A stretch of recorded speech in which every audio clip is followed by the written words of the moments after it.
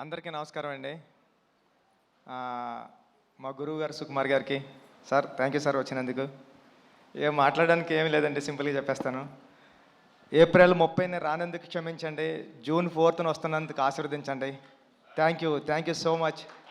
పెద్ది చాలా కమర్షియల్గా emotional ride Satish గారు చెప్పినట్టు మీ అందరి హృదయాలకి చాలా దగ్గరగా ఉంటాడు పెద్దిగాడు.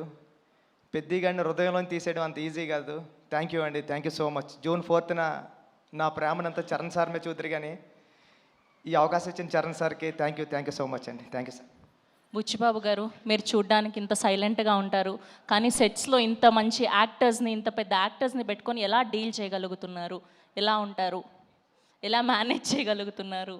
ఈ టెన్షన్ అండి, అంతే, ఇంకేముంటుంది, మామూలు చేసుకుని. బేసిక్గా ఆన్ సెట్స్లో కూడా వర్క్ చేసేటప్పుడు ఇలానే ఉంటారా మీరు?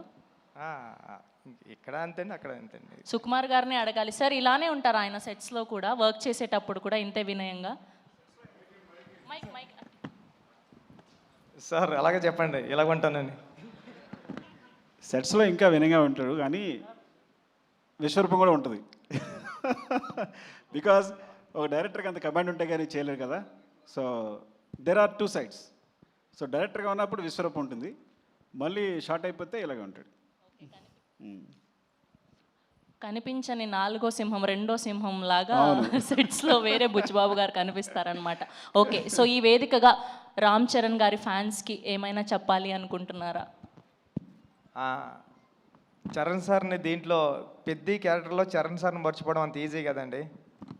చాలా అంటే చాలా మీరు ఇష్టపడిపోతారు పెద్ద క్యారెక్టర్ని. థ్యాంక్ యూ అండి, thank you so much. Okay, మాటలంటే మాట్లాడలేరు, కానీ ఒక 2 స్టెప్పులు అయితే వేయచ్చు కదా. అది ఈ జన్మలో కదండి, వచ్చే జన్మలో కూడా కుదరదు. కాదండి, ఈ మధ్య డైరెక్టర్లు భారీగా స్టెప్పులు వేసేసి సినిమాని ప్రమోట్ చేస్తున్నారు, మనం కూడా ఎందుకు ట్రై చేయకూడదు చెప్పండి. ఈ స్టెప్పులు వేస్తానండి. Thank you. అయ్యయ్యో, థ్యాంక్ యూ అండి, థ్యాంక్ యూ సో మచ్.